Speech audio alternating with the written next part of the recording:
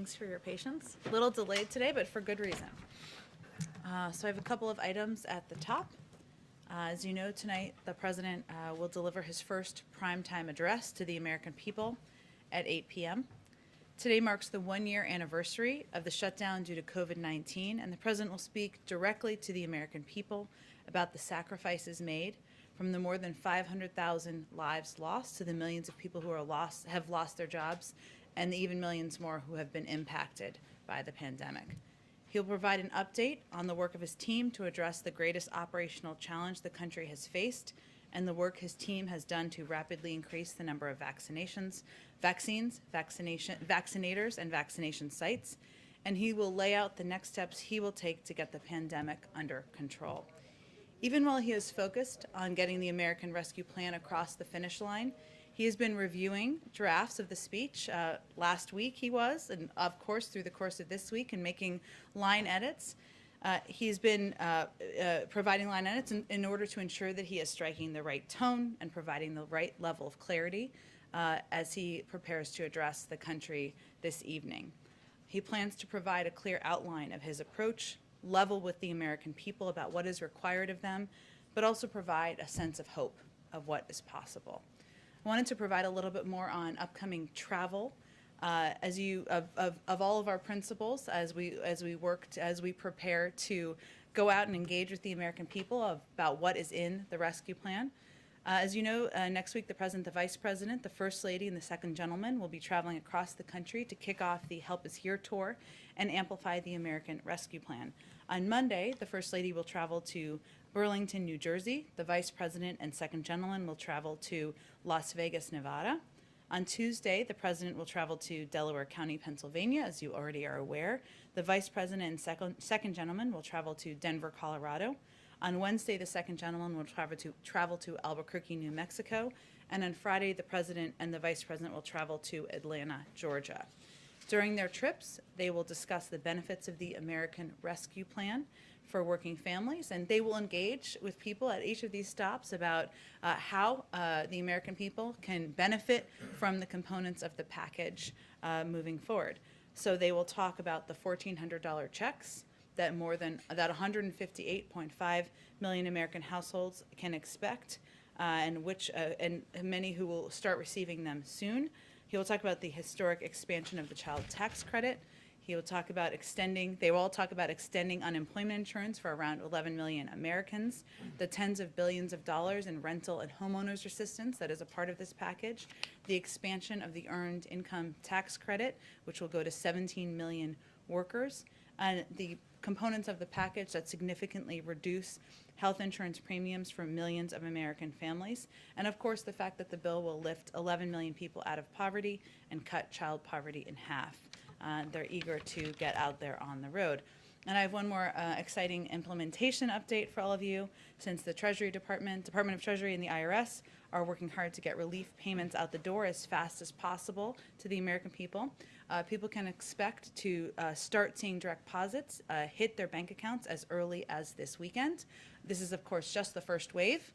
But some people in the country will start seeing those direct deposits in their bank accounts this weekend, and payments to eligible Americans will continue throughout the course of the next several weeks. So with that, Jonathan, why don't you kick us off? Thank you, Jen. Tomorrow, the Chief of Staff tweeted there'll still be a celebration in terms of this bill signing. Congressional leaders would be attending. Mm-hmm. Can you tell us who will be there, and if any Republicans, none of whom voted for this bill, would be invited?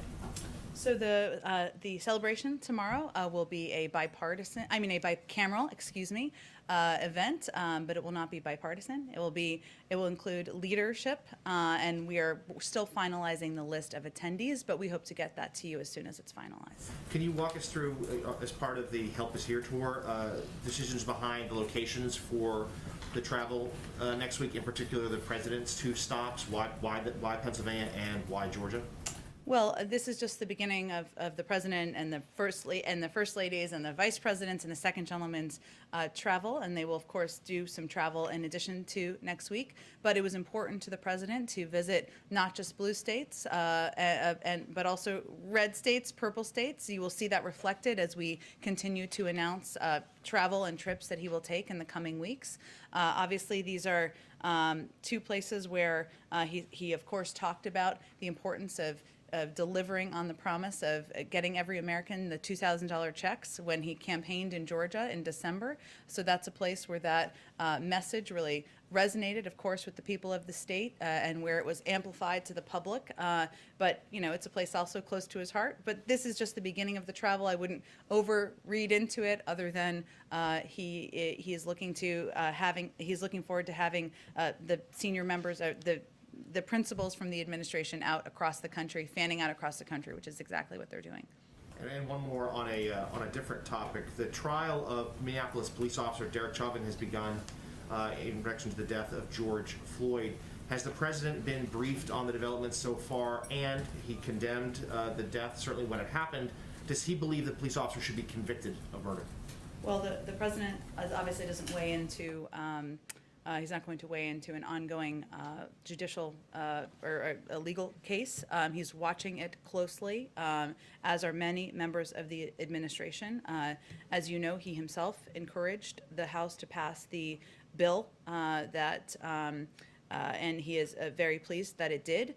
And policing reform, in broadly speaking, is an issue that he believes is urgent and one that he is committed to working with leaders in Congress and also taking steps as he can take on his own to address. But you know, he has spoken about.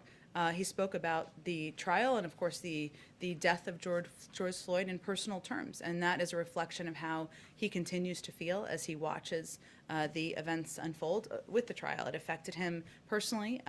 It redoubled his commitment to advancing racial justice. That's why he signed an executive order on racial equity on his 6th day. One of the reasons why he signed an executive order on racial equity on his 6th day in office. And, of course, he will be watching it closely, as many people in the country will be. Go ahead, Jeff. Jen, just a follow-up on some of the vaccine news from yesterday. The president said that one reason he wanted to have another 100 million doses of the Johnson & Johnson vaccine in the cupboards, as it were, is to be prepared. If everyone is vaccinated by the end of May, or at least able to be, what are you preparing for? What might happen that the U.S. would need an additional 100 million shots for? Well, we talked about this a little bit yesterday, but the reason why one of the reasons why we ordered the additional 100 million doses is because we don't yet know what vaccine is most effective with children. That testing is still happening with the FDA as we speak. As you noted, he wants to be over-prepared and oversupplied. We're still looking at the impact of variants. This order of doses can also be used for booster shots, which is something that's also under review by the FDA. So he's just preparing to ensure we are ready for every contingency here in the United States. Of course, we want to be a part of the effort around the world to vaccinate people around the world in a range of countries. That's why we've provided $2 billion to COVAX with another $2 billion committed. We are the largest funder of global health in the world, and we've invested over $150 billion in global health activities since 2000. We re-engaged on day one with the World Health Organization, and we're continuing to engage. He is personally, and many levels of our administration are engaged personally with their counterparts about addressing this pandemic globally. But his first priority and focus is on ensuring that the American people are vaccinated, and once we are at that point, we will have a discussion about what's next. My understanding is the president directed this to happen yesterday, but the deal is not with J&J isn't yet in place. When do you expect the deal to be made? As soon I can get you an update, I can check with our team and see if there's what the final details are, but we certainly anticipate and expect the deal to fully move forward. Just one other vaccine question related to a story that my colleagues did from Europe. Has the U.S. told the European Union not to expect deliveries of COVID-19 vaccines from AstraZeneca that are made in this country? Well, I would say first we have conveyed privately what we've conveyed publicly, which is that our focus is on ensuring the American people are vaccinated. And of course, any company can work with any country around the world on the purchase of vaccine supply, and certainly that wouldn't be something the U.S. government would be directly engaged with. But in terms of the supply we have purchased, our first focus, our primary focus is on vaccinating the American people. That's what we've conveyed publicly and privately as well. Yeah, you said that a lot. But have there been any specific indications or conversations with the EU saying, don't expect this to come from our country, at least until the rest of this population is vaccinated? We have said publicly exactly what I've conveyed, which is what I'm conveying is we convey the same thing privately. Of course, any country can purchase vaccines from these manufacturers directly. Go ahead. Thank you.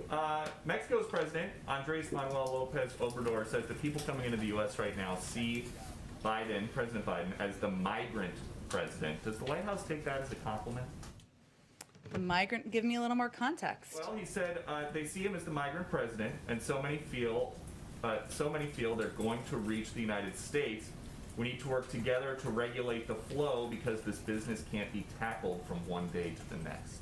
Well, first, it's Mexico is an important partner in ensuring we're addressing the flow of migrants from Central America through Mexico, many to the border of the United States. We have conveyed privately and publicly as well that the majority of people who come to our border will be turned away. We certainly also recognize that because the president and our administration has made a decision that the way to humanely approach immigration is to allow for unaccompanied minors to come and be treated with humanity and be in safe place while we're trying to get them into homes and sponsored homes, that some more may have come to our border, and there have been, of course, a large flow of children across the border. We recognize that, but we made a policy decision because we felt it was the humane approach. But the facts are, the vast majority of people who come to our border are turned away, and the statistics bear that out. Okay, and then in terms of keeping COVID out of the country, does the White House think that it's a problem that travelers have to show a negative COVID test, proof of a negative COVID test, when they fly into the U.S. from any foreign country, but travelers don't need to show anything like that when they just walk across the border, as long as they don't go to a port of entry? Well, I think there's been a lot of confusion about what's been happening at the border as it relates to people who are coming across and what happens when they come across. And I know Governor Abbott down in Texas has expressed some of his concerns, and many of those have not been based in fact. So let me go through a few of those because I know we're all interested in facts around here. One, Governor Abbott has referred to what's happening at the border as open borders, as us having an open borders policy. That is absolutely incorrect. The border is not open. The vast majority of individuals apprehended or encountered at the border continue to be denied entry and are returned under Title 42, as we've already mentioned. Also, he has suggested that we are not vaccinating CBP officers. Again, we like to deal with facts around health and safety of our federal workforce, and the Department of Homeland Security and CBP has been clear that currently more than 64,000 frontline DHS employees, including members of U.S. Border Patrol, have received a vaccination. So that's another point just to provide full clarity. The other piece is the question about the testing of migrants at the border, or testing of migrants as they are coming across. And we have, DHS and FEMA have stepped in and worked with local mayors, NGOs, and public health officials in Texas to implement a system to provide COVID-19 testing and, as needed, isolation and quarantine for families released from Border Patrol facilities. Their proposal and agreement would cover 100% of the expense of the testing, isolation, and quarantine. But Governor Abbott has decided to reject that. So there's a lot of confusion about these issues, and I just wanted to provide a little point of clarity here. But not asking about Governor Abbott, asking about President Biden in charge of the federal government. Why are the feds relying on NGOs to administer these tests? We've talked to people down at the border who say that migrants are only tested if they show symptoms. That seems like a loophole. That's not an accurate depiction. There's an important role that NGOs, that local mayors, that local officials play in working together. And this is a proposal that was worked with DHS, with FEMA, and others to help address and ensure that people are tested. And Governor Abbott, I raised that simply because he had raised a concern about that, and I wanted to be clear that we've put forward a proposal. So I think the question is, why is he standing in the way of local communities getting the funding and support they need to help with testing, isolation, and quarantining efforts? But again, just a question about Biden administration policy. COVID is COVID. COVID at the Dulles Airport Customs is the same as COVID in a border town. So I'm curious why it is that it's enforced for people flying in from other countries, but it is not a requirement by the federal government to test or to prove a negative test anywhere along the border except at a port of entry.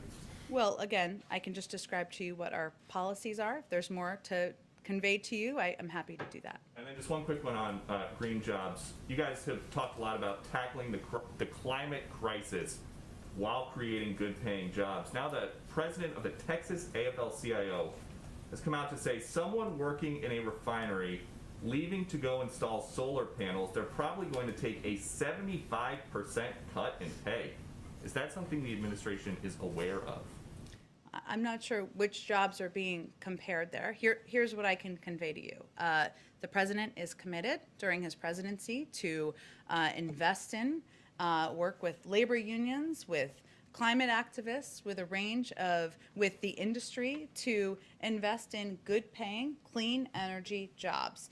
And he believes that unions have an incredibly important role to play in ensuring that those are high paying jobs, that those treat the people who are in them with the respect and value that they deserve through collective bargaining rights and a range of the benefits of union organizing, being a part of a union.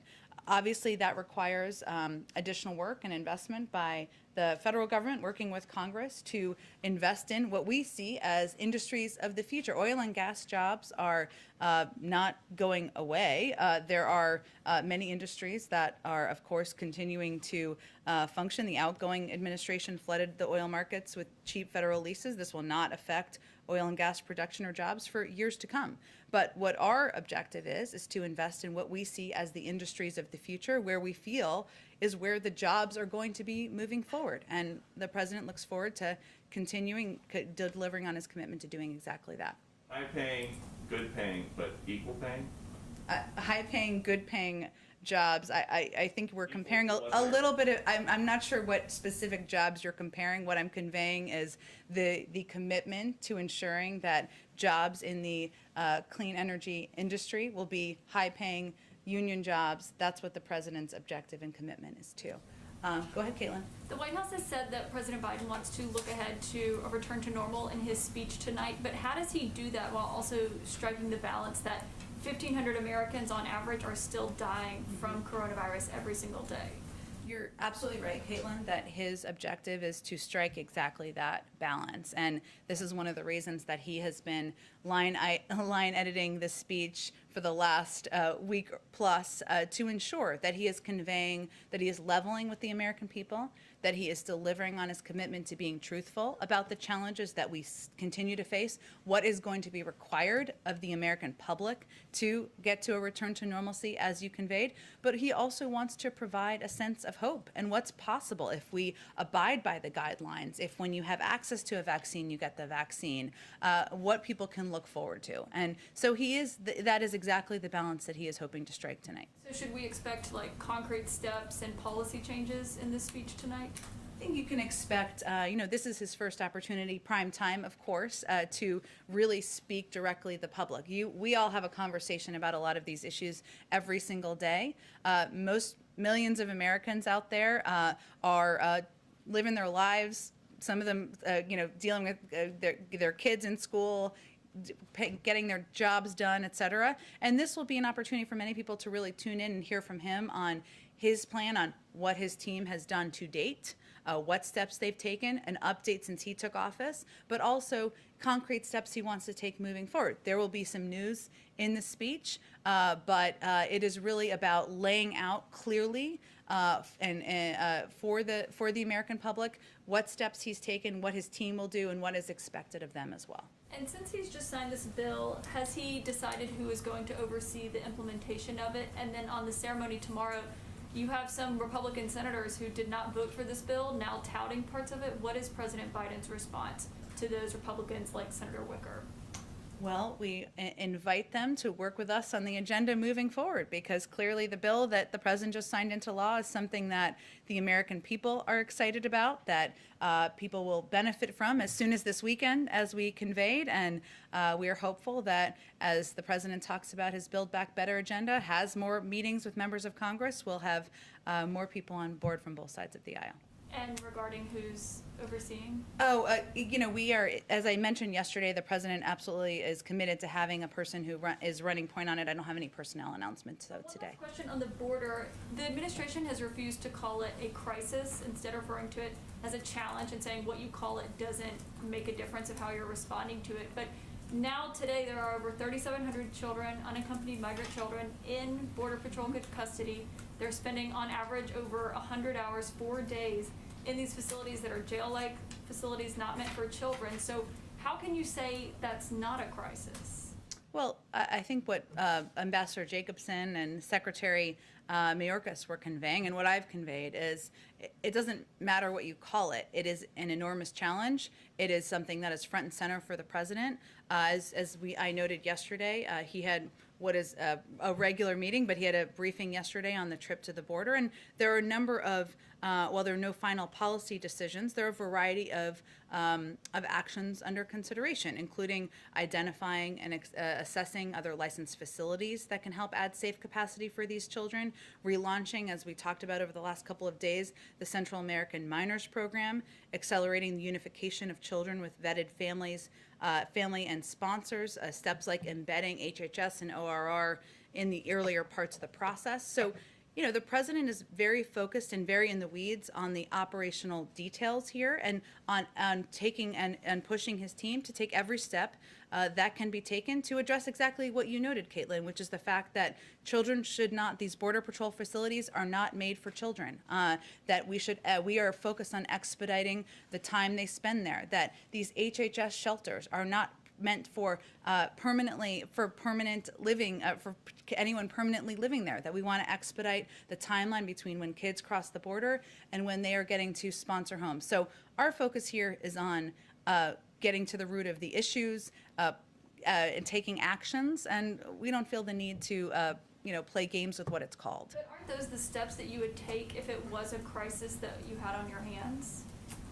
These are the policies we're taking to address what we feel is a vital human challenge at the border. But what our responsibility here is to project and convey what policies we're taking, what the president's commitment is. That's exactly what we're doing, and we don't see the need to put new labels. Go ahead. Jen, thank you. No Republicans voted for the COVID relief package, and they argue that this is the sixth package, and it adds to a deficit that's already $1 trillion this year alone. What do you say to that criticism, that ultimately this type of a sweeping piece of legislation will be a drag on the economy down the line? Well, I would say to them, we're in the midst of twin crises, from the pandemic to an economic downturn that is impacting tens of millions of people in this country. People are struggling to make ends meet. They are worried about whether their grandparents, their cousins, their friends are able to get a vaccine, and they are suffering because they're worried about the mental health of their kids who aren't back in school yet. And the president's focus is on addressing those crises. And I would send a question back to many of these Republicans as to why the deficit spending wasn't as concerning when they were giving tax cuts to the highest income, but now it's concerning when we're giving direct checks and relief to the American people. When you look forward at the rest of the agenda that President Biden has laid out, how do you get even moderate Democrats on board with another big piece of legislation, for example, his climate plan that has a price tag of $2 trillion? There's no price tag on a plan that doesn't exist yet, so there. He laid out during his campaign. Well, sure, but he also laid out many components of his Build Back Better agenda during his campaign, and we haven't made a final decision yet as to what the format, the size, what the next proposal will be. It's not even something that has been brought to him for a decision quite yet. Obviously, he's had a lot of discussions and meetings to hear from Republicans and Democrats, but we're just not at that point in the process yet. And I know you're not going to weigh in on the specifics of what he's going to tackle next, but given that this was not a bipartisan piece of legislation, and given that the president said that unity was one of the key things he wanted to try to accomplish, is he going to try to move forward on a piece of legislation where he thinks he can get bipartisan support? In other words, how is that going to factor into his decision-making process? Well, the president would, of course, love to have bipartisan support, and there are areas of policymaking that he has talked about quite a bit, as you noted some of them on the campaign trail, including infrastructure. Modernizing our immigration system has actually historically been a bipartisan policy-making issue. He had a meeting on cancer and addressing cancer and tackling cancer, of course. There are a lot of issues that he feels there's opportunity to work together on, and the door to the Oval Office remains open to bipartisanship, to finding ways to certainly work together. If I could try one more time on the issue at the border, and just follow up on the comments of the Mexican president, who said that the surge in unaccompanied migrants is because they see the president as the migrant president. What does that say about how the president is handling this situation? Look, I think the president has been clear, as has every member of our administration. You had Ambassador Jacobson doing this the other day, that the border is not open. Now is not the time to come. We turn away the vast majority of people who come to the border, the vast, vast majority. These numbers are put out by CBP and the Department of Homeland Security, and people can see those numbers. We stand by our decision and our policy as an administration not to send unaccompanied minors back on the treacherous journey. So, that is our policy because we feel it's humane and it's moral, and we think the world sees it that way as well. Does the message need to be even clearer, though? Yesterday, Ambassador Jacobson acknowledged that, yes, she said in her own words, you're trying to walk and chew gum at the same time. Yeah. Does there need to be a more streamlined message in order to prevent this surge? Well, she also talked about, Kristen, which is true, in the region we're working against the efforts of smugglers and others who are conveying a different message. One of the steps we're taking that I touched on a little bit earlier is also thinking of rebuilding or going back to some of the policies that were in place previously, where children could apply for the Central American Minors Program, which was ended in 2017. We estimate there's about 3,000 kids who might be eligible, who could apply, and they could apply from the region, which would mean they wouldn't make the treacherous journey. They wouldn't be at the border working through Border Patrol. And so we're looking for ways to reduce the number of kids who are taking this treacherous journey. And then we're also looking for ways to expedite when kids are connected to family members, to safe sponsor homes. And we're looking for ways to expedite getting them from the Border Patrol facilities into the shelters as well. So there's numbers challenges here, and we're working through a lot of the operational details and specifics, but we stand by what we feel is a more humane approach to what is happening at the border, and we are looking for ways operationally to make it more efficient, to move kids through the system more quickly, and ultimately when they get to the point where we're there with sponsor homes, many of them will not be able to stay. Most of them. They have to apply and they have to go through the process. But we still are working for ways to expedite the system in the meantime. Go ahead. One follow-up on Jeff's question on the discussions with the EU Sure. on the, I don't know if it's necessarily an export ban, but the EU is saying the US request was denied to export vaccines, but specifically on the AstraZeneca one, that's not yet authorized in the US, and the US hasn't sought authorization. So why are you guys sitting on these doses that could be used in the EU now because it's already authorized there, but not here. Well, we're not sitting, I'm not sure which doses you're talking about that we're sitting on. There's a report out of Europe that the U.S. told the European Union that they cannot expect any AstraZeneca shipments anytime soon. Well, we don't own purchases. We didn't purchase AstraZeneca supplies. I mean, so there's no export prohibitions, and all vaccine manufacturers in the United States are free to export their products while also fulfilling the terms of their contracts with the U.S. government. So is in any of these government contracts with the individual companies, are there specific export prohibitions if it's not an export ban overall? In the contracts that the U.S. government has with these companies? Well, but you're talking about whether we're going to give our supply to other countries, right? Or are you talking about whether these whether these manufacturers are going to sell doses to other countries? Correct. The second? Sorry, say that again.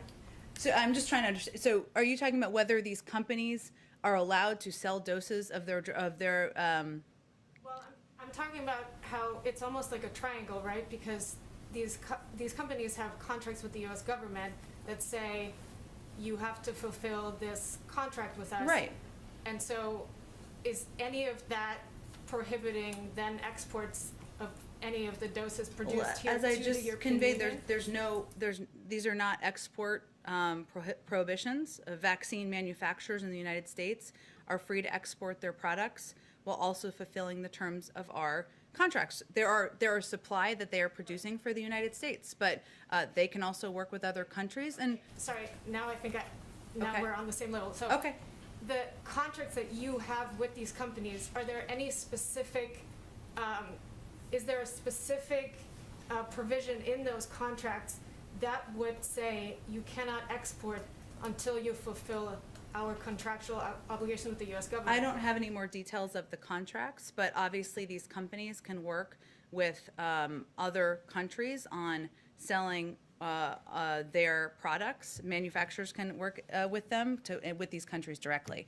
We have conveyed privately what we've conveyed publicly, which is our focus is on ensuring the American people are receiving the vaccine and that we are vaccinating the American public. That's our first priority, but we are also engaging with and working with the global community to figure out how we can get the global pandemic under control together, whether that's through financial contributions or through navigating with them how we can work together to address it.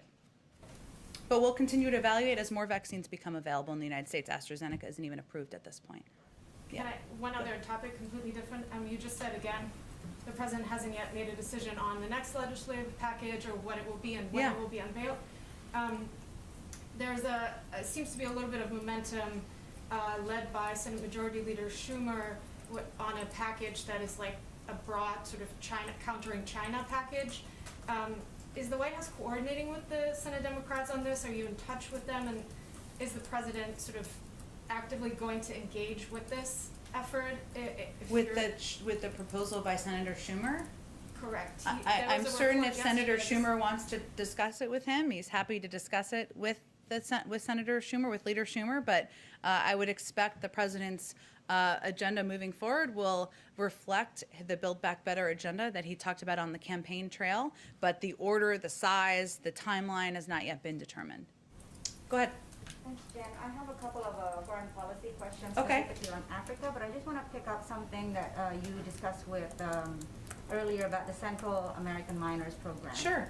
I just want to make sure that I understand you correctly, that you were presenting that as sort of like an immediate solution to what's happening at the border by saying that this will take about 3,000 kids. Well, what I don't understand is that, first of all, what's going to be processed are the kids who were already in the process and it was stopped in 2017, and then State Department will continue to process a new application. So that process in itself takes months, no? That they will be prioritized. The process was stopped, as you noted, in 2017, and the kids who were eligible then will be prioritized. So it's not an immediate solution to what's happening in the border. I don't think I said that. I don't have a timeline for you, but it is what I actually, if you were listening earlier, I gave a number of steps, actually. That's one of the steps.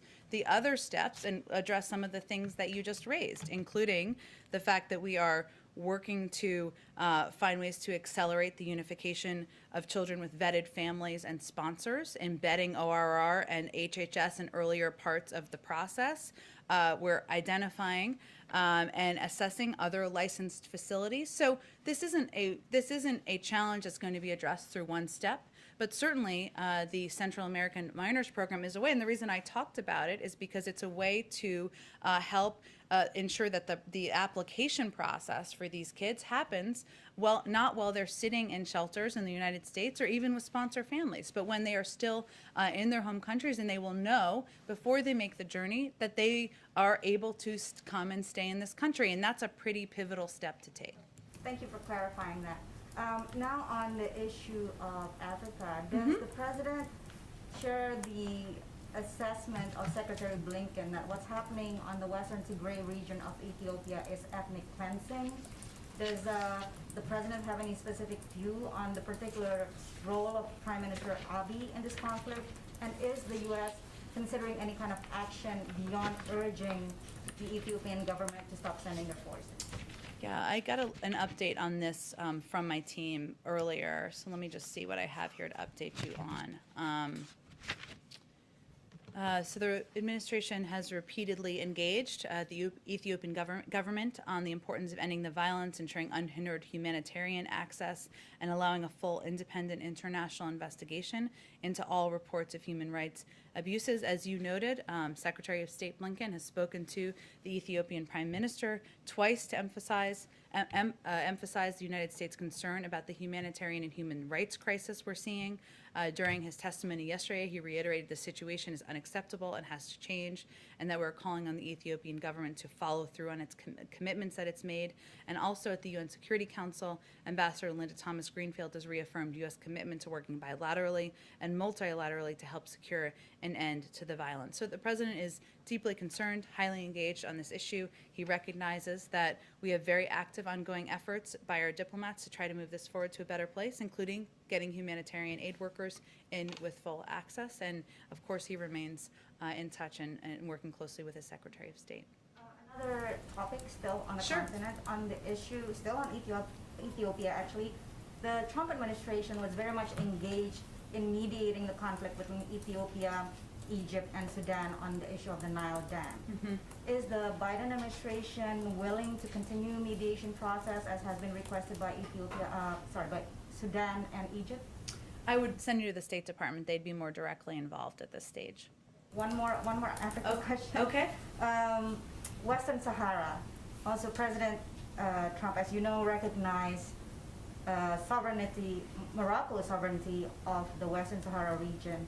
Now, Spain is asking for a UN resolution or UN brokered solution. Spain is a former colonizer of Western Sahara, asking for a UN brokered solution on this issue.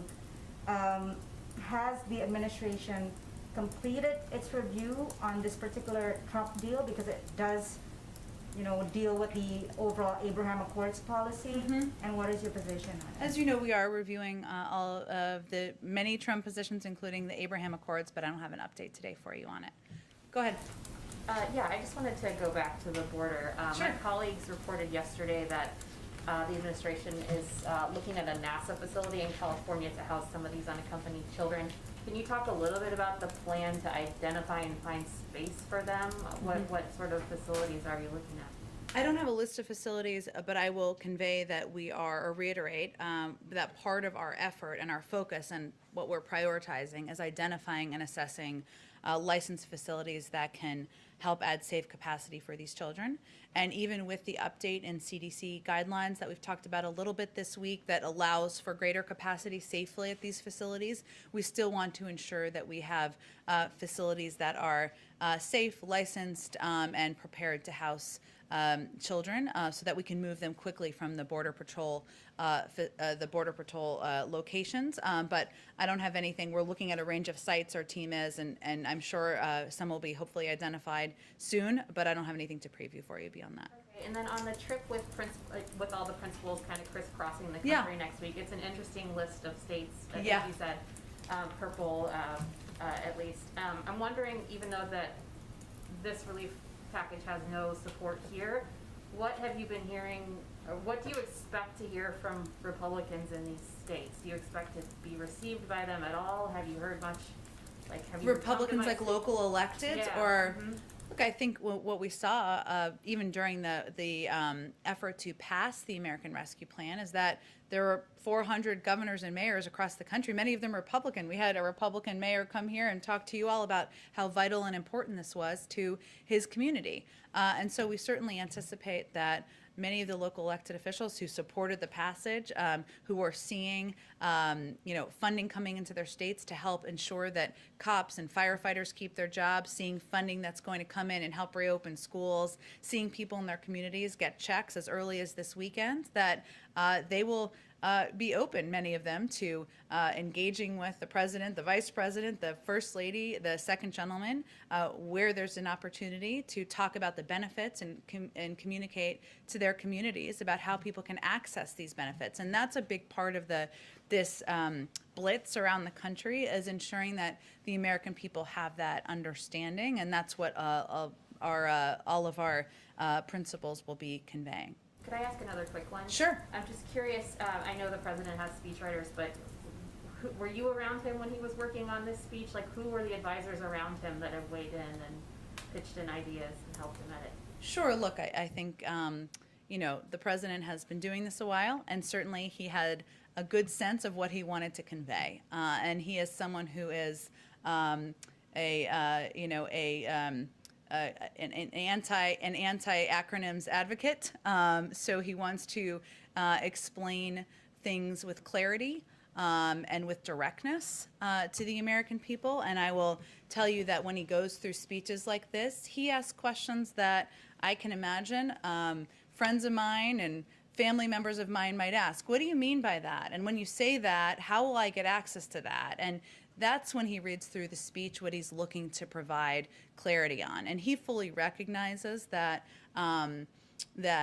speaking during a primetime address is a moment where you have to tell a story about and recognize the great sacrifices the American people have been through, and speak with truth and with directness about what is still required. But also provide some hope on what's ahead, because we are, as Caitlin alluded to earlier, we are still in the middle of a war with the pandemic, and he will certainly be clear about that. But he also wants to give people a sense of what's possible and what's ahead, and what we can look ahead to once more and more people in the country are vaccinated. Go ahead. So the president has visited Wisconsin and Michigan. He's going to visit Pennsylvania and Georgia. Has there been a special emphasis on him visiting presidential battleground states in the early days of his presidency? No, he did win a lot of states, so I will say that. You will see him visit red states he did not win, of course, blue states and states he did not visit during the campaign as well. So that is certainly part of his desire and interest and commitment, and something we've also talked about quite a bit, because he is committed to governing for all of the American people, not just people in blue states or swing states or purple states or whatever color you want to call them. And that is something he has a great interest in doing. And even when he also visited Texas, which is certainly not yet a blue state, but when he was there, he traveled around the state with Governor Abbott, because his view is that when we're addressing crises, whether it's a weather crisis or COVID or the economic downturn, that he's going to govern for all Americans and work with people of both parties. If I can ask just an unrelated question. So the relief bill includes subsidies for the healthcare exchanges and COBRA coverage. The president during the campaign talked about also implementing a universal public option, lowering the Medicare age to 60. Does he still plan to pursue those policy initiatives, and when can we expect to hear more on that from him? Yes, I mean, we're only on day 50. We've got a lot more time to go here. Buckle up.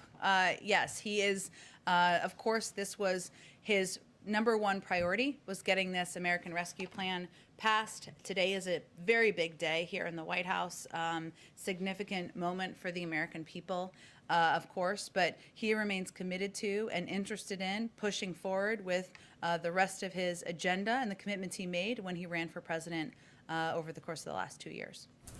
Go ahead. Last June, then candidate Biden said, looking ahead in the first 100 days of my presidency, I've committed to creating a National Police Oversight Commission. Is that something that he still intends to establish within the first 100 days? He does. We have 50 days left. Look at all we've accomplished in 50 days. We have much more to happen in the next 50. Is there a timeline for when he will be? I don't have a timeline for you. This, of course, because when he came in, he knew that taking steps to get, addressing the pandemic under control, to get relief out to the American people, had to be what he spent his time doing. But of course, there's a lot he wants to do to address the 4 crises, as he's defined them, that are facing the country, and racial inequality is certainly one of them. He talked about, as you mentioned, the police commission when he was running, and certainly there's a lot more that he would like to get done from his agenda. Can I just ask one more question about the American Rescue Plan? Yeah. Following up on Caitlin's question, you've said that some of the money is starting to go out as soon as this weekend. So why Yep. has the White House not yet announced the person overseeing the implementation of the bill, and when can we expect that announcement? And then once that person is appointed, how will that person be working with the various inspectors general at the agencies and the Pandemic Response Accountability Committee to ensure adequate oversight? Well, it doesn't, the president believes it's a model, looking back at the Recovery Act, where having a person who can pull all the levers of government and engage with mayors and city leaders and community leaders is an effective means of ensuring that implementation is efficient moving forward. I only told you about the one person yesterday who's going to oversee this. So while I don't have personnel announcements for you today, it's also clear that that is not delaying our implementation. I mean, the Treasury Department, the IRS, will still be the ones who are implementing the direct checks or the direct deposits, which is what the majority of people will get. And of course, the Department of Education will still be the ones overseeing and working with school districts in order to get funding out to reopen schools. None of that is changing. We're just talking about a person to be the coordinator, but it doesn't delay the implementation of the bill. And of course, it's a priority to him and why he wants to have somebody in that position. Will that person be working with the inspectors general in the various agencies, though, to make sure that the money is going out as smoothly as possible and that there's no, I know that a lot of watchdog groups raised issues with how the money was dispersed under agencies of the Trump administration. So will the person overseeing implementation be looking at that to make sure that Well, reducing waste, fraud, and abuse and preventing it is certainly a priority for the president. He's already taken steps to address that in the last 50 days, and certainly when he was overseeing the Recovery Act, that was a priority for him. So I'm certain that as we look to implementation, that will continue to be a focus of his as well. Go ahead in the back. Yeah, a question about the first meeting today of the U.S.-Israel Strategic Group. How important is it to President Biden that the U.S. strategy on Iran be coordinated with Israel, given the fact that the Israeli leader, Benjamin Netanyahu, doesn't like the deal, has been very vocal about it? We feel that you noted a strategy or a meeting today, I should say, that many here may not be aware of. I can share more details on that. But it's vital to the president and to the administration that as we are looking ahead to approaching diplomacy and moving toward a diplomatic track to preventing Iran from acquiring a nuclear weapon, that Israel will be a continued partner, will be regularly briefed, and that was true when the JCPOA was being negotiated and put into place to begin with, and certainly would be the case if this diplomatic track moves forward. So are you trying to kind of avoid some of the public acrimony that was evidenced when Joe Biden was vice president? And it's very clear that Benjamin Netanyahu doesn't like this deal. Well, it was clear for some time, and then once it was in place, I think many countries in the region were happy to have the direct visibility into what Iran was doing, to have inspectors on the ground. And certainly we're very familiar with the opposition as the bill was being negotiated, and we will continue to work with and directly engage with Israel if there's a diplomatic path forward. And even without that, they're an important partner, Israel is. But I would say it quieted a bit once there was a recognition of the benefit of visibility on the ground, and we don't have that now, and we haven't had it since the Trump administration pulled out of the deal. Just to follow up though, how concerned is President Biden of statements coming out of Israel, for example, from the head of the IDF, who so the military option is still on the table, that he thinks it's a bad idea to get back to this deal. I mean, is the United States worried that the relationship with Israel could draw the United States into some sort of armed conflict with Iran? Well, we've been clear that we feel the best path forward is a diplomatic path, and that's why we are working with our European partners to see what is possible along that front. We also believe that it's an opportunity to expand on the JCPOA and work to address additional concerns we have in the region. But of course, we're very familiar with the concerns Israel has expressed, and that's one of the reasons we engage with them so closely around this and many other issues. And just very quickly, the last question. Obviously, there are imminent elections in Israel as well as Iran. Is the sort of strategy right now to kind of wait till the outcome of those elections and know who you're dealing with moving forward? No, I would say the strategy is to work in close coordination with our European partners, who will continue to be key partners as part of the P5+1, as is Russia and China. Should there be a diplomatic, and we're hopeful there's a diplomatic path forward. And certainly we are, we view this as part of a diplomatic process, waiting to see what the back and forth about the engagement will be, but we're not looking to delay the diplomatic process. We are, looking to hear back from the Iranians and work closely with our Europeans on the process. Go ahead. Congressman John Yarmouth seemed to think the other day that the president's budget might not be coming until May. When does the president plan to release his 2022 budget blueprint? And when he does, will he submit a plan that balances in a 10-year window? I don't have any predictions for you on the timeline of the budget. As we talked about a bit during the transition, because of some of the intransigence of political appointees during the transition period, we already anticipated it would be delayed back in December and January. Obviously, the fact that we don't have a confirmed OMB director in place doesn't help expedite that timeline. But so we knew it would be delayed, but I don't have a specific timeline for you or a frame of what it will look like. And on, does the president support congressional Democrats' push to restore earmarking? Is that a way to sort of foster bipartisanship after this $1.9 trillion package that didn't get any Republican support?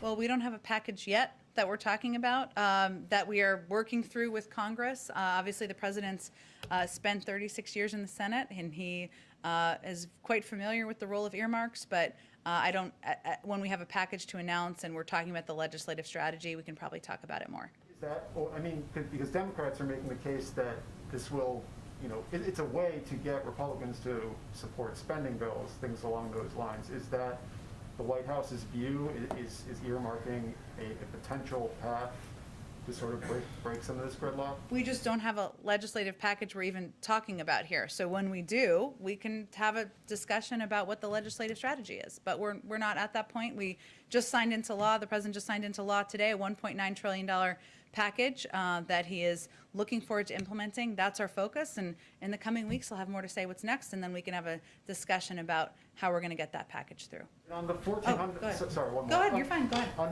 the $1,400 checks, consumer advocates are raising concerns that private debt collectors might be able to intercept part of it, because apparently language protected that in the last round of $600 checks, but because of the budget reconciliation process, senators had to cut that out.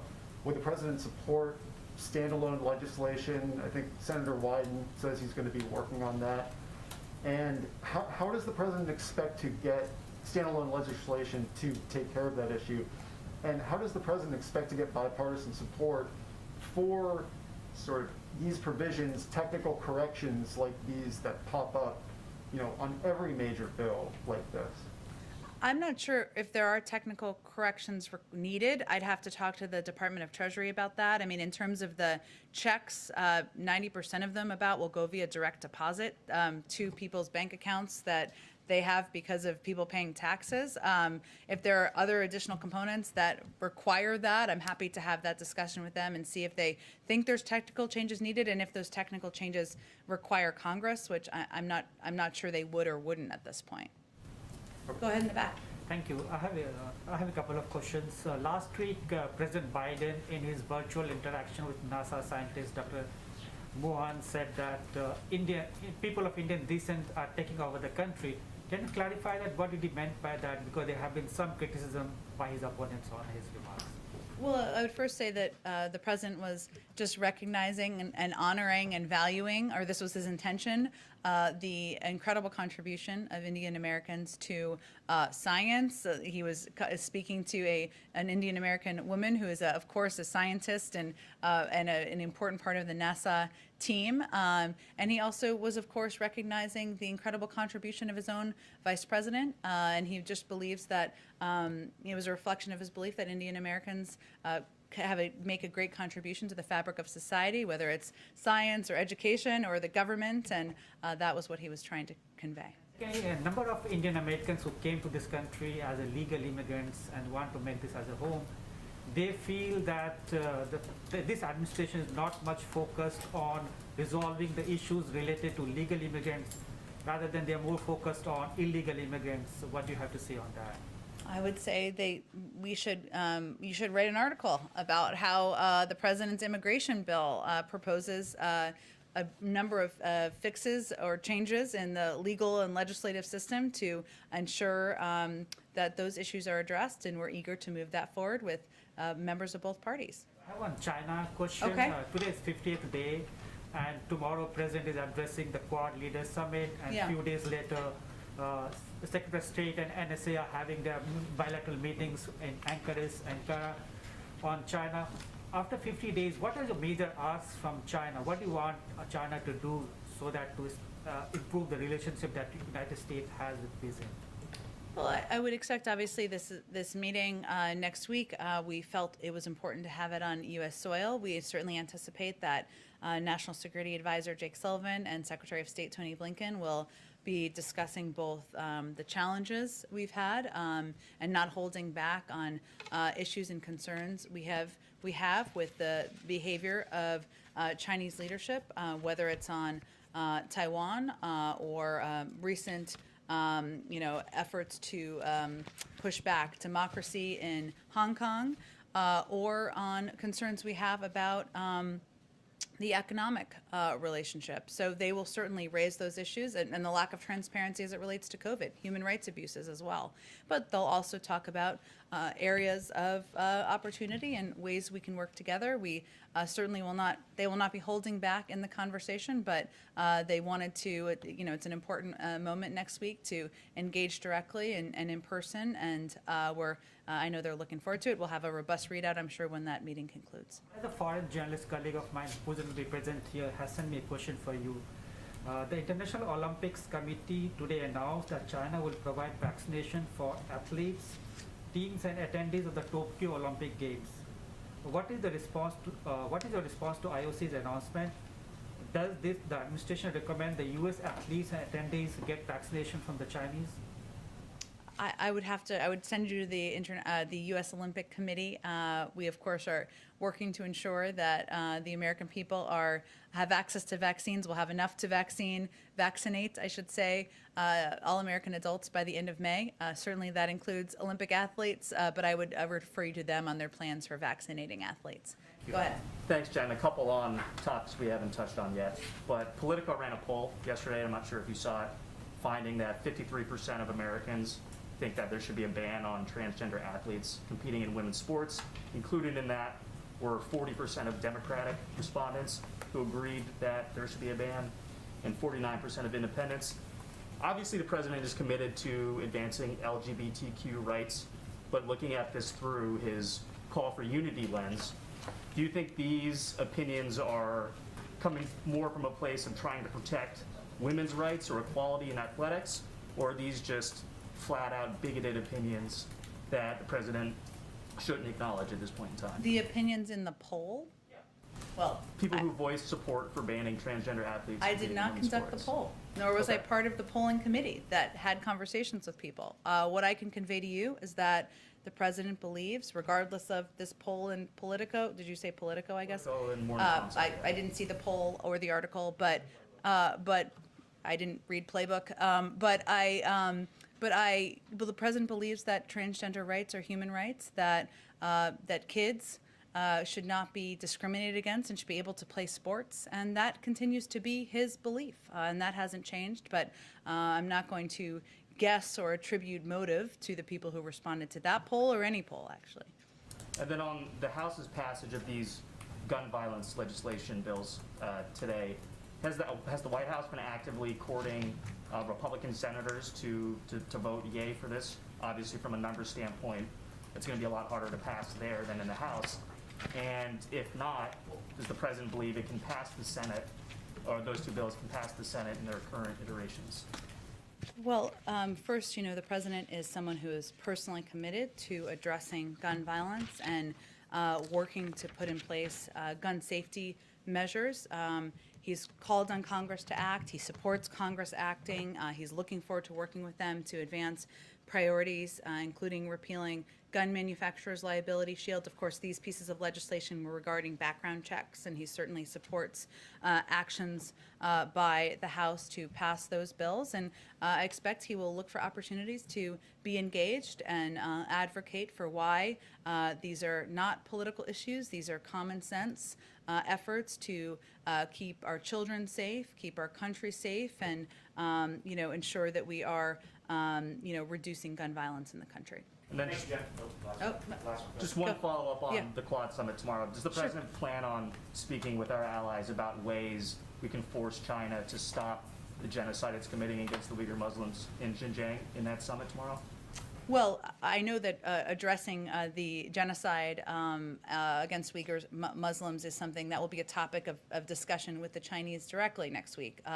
But certainly this conversation tomorrow, and we're hoping, I've invited National Security Advisor Jake Sullivan to come and give you a readout of that meeting. I know there's a lot of interest in the Quad Summit tomorrow, but we expect the conversation to be about a range of global issues. It is not focused on China. Of course, China is a topic on the minds of many leaders and countries, but we expect they will talk about the climate crisis, about economic cooperation, about addressing COVID, a range of issues and discussions. And certainly the position of the United States is that what is happening is genocide, and we we'll look for opportunities to work with other partners on putting additional pressure on the Chinese, but we will also raise it directly, and it will be a topic of discussion next week. Thanks, everyone. Thank you. Thanks, Jen.